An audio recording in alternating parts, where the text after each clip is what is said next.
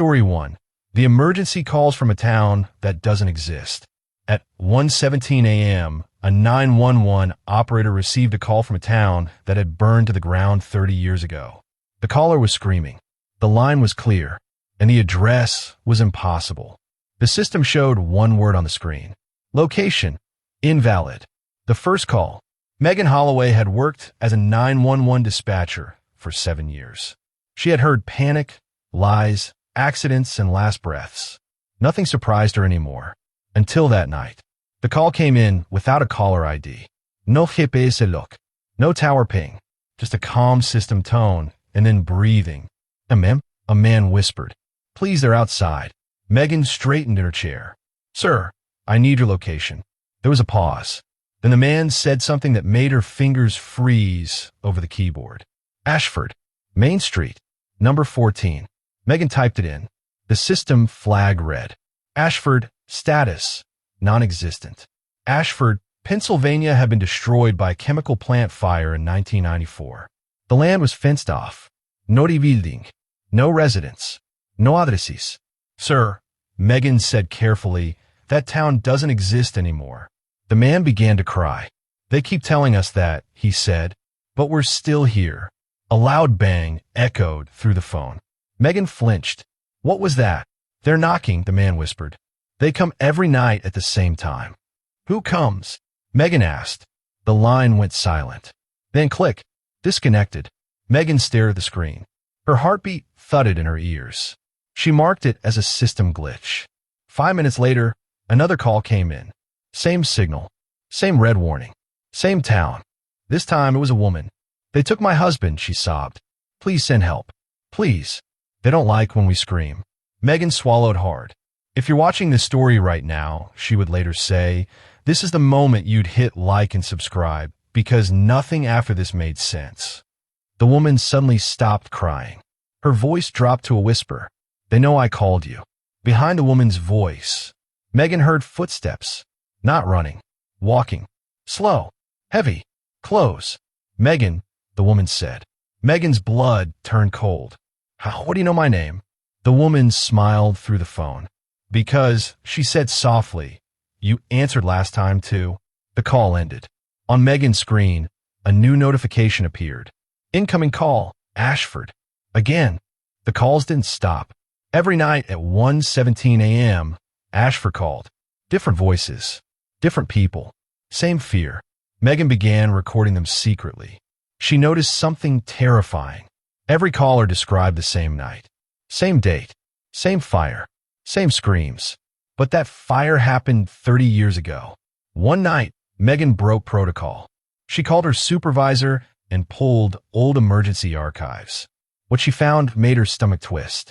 On the night Ashford burned down, dozens of emergency calls were made. None of them were answered. The dispatch system had crashed. Every call went unheard.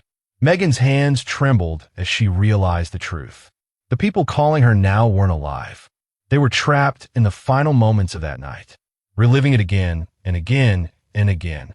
At 1:17 a.m., Megan received the last call. It was a child this time. Are you coming? The boy asked softly. Megan closed her eyes. I'm here. I'm listening. There was no screaming this time. No knocking. Just relief. Thank you, the boy said. It's quiet now. The call ended. Ashford never called again. 2 weeks later, Megan resigned. Months passed. Then one night, at exactly 1:17 a.m., her phone rang at home. Unknown number. She answered. All she heard was breathing and a whisper. Now you know how it feels to be heard too late. The line went dead. Story 2. The last bus route that shouldn't exist. It appeared on Google Maps at exactly midnight. A bus route. No schedule. No stops marked on paper. And no one had ever seen it during the day. Yet it showed up on every GPS in town. Part 1. The first passenger. Mark Reynolds worked late at a convenience store in a small American town. He was closing for the night when he saw it. A bus parked at the usual empty lot across the street. It shouldn't have been there. It wasn't in any official schedule. It had no number, no sign. The doors opened. Warm yellow light spilled onto the cracked asphalt. A voice called from inside. Come on in. Next stop. Anywhere you want. Mark hesitated. Something about the bus felt wrong. But curiosity and a strange pull made him step inside. The interior was empty. Seats perfectly aligned. Windows fogged. The hum of an engine was soft, almost too soft. Mark took a seat at the very back. Seconds later, the bus doors slammed shut on their own. He pressed the button to stop. Nothing happened. The bus started moving. Slowly, then faster, then impossibly fast, as if time itself bent around it.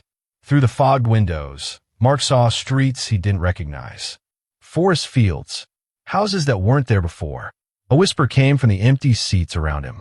"Welcome. You've been chosen." Mark froze. Then a voice from the front intercom said, calm and chilling, "Next stop, forever." If you're watching this story right now, hit like and subscribe, because what happens next is something no one survives to tell. The bus continued down roads that didn't exist. Every landmark faded into fog, and every second felt like hours.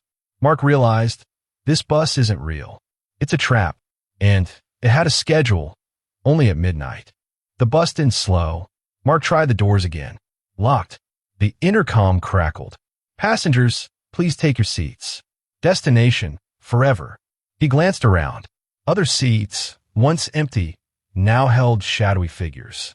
Faces blurred, pale, some with faint smiles. All silent, all staring. Mark's heart raced. Who are you?" he whispered. One of the figures turned slowly. The voice was hollow, echoing. "We were you." Mark froze. He blinked. They were former passengers. People who had vanished over the last decade. Missing reports, unsolved disappearances, all were here. The bus stopped.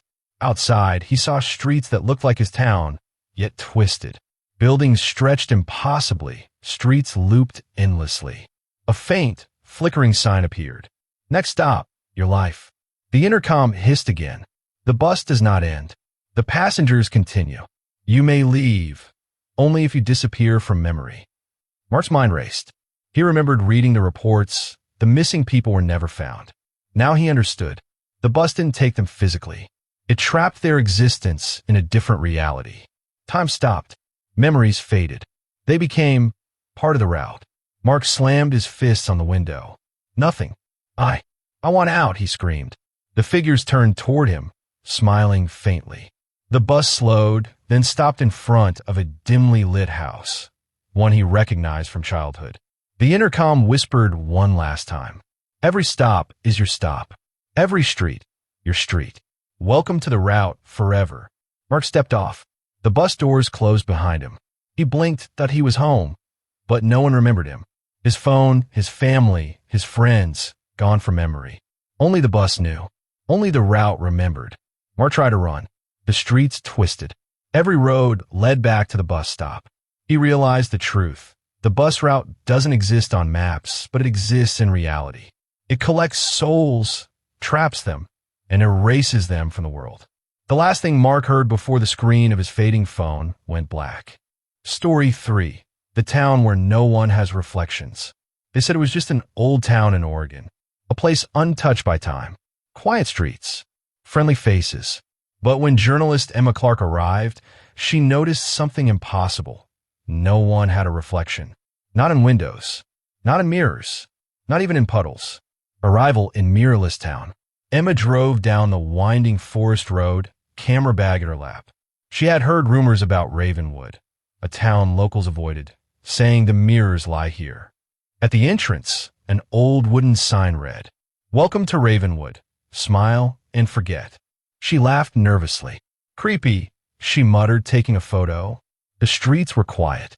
Houses old, neat, but strangely lifeless. Emma set up her first interview with the town librarian, an elderly man named Mr. Hawthorne. "Most visitors notice it right away," he said. "No reflections. It's unsettling." Emma smiled politely. "No reflections. What do you mean?" He led her to a small puddle near the fountain in the square. Emma leaned down to see nothing. Not her face. Not his. Just the water, rippling unnaturally. She shivered. "That's impossible," Emma whispered. Mr. Hawthorne's eyes grew dark. "Impossible," he said slowly, "is the least of what's here. Mirrors, they don't work. Câmeras barelho. And at night, he trailed off. Emma didn't wait for more. She wanted to explore. But as she walked, she noticed the townspeople, children, adults, even pets, all moving in strange, jerky motions. No one looked at her, and the windows of every house, empty, no reflection of anyone inside. A chill ran down her spine.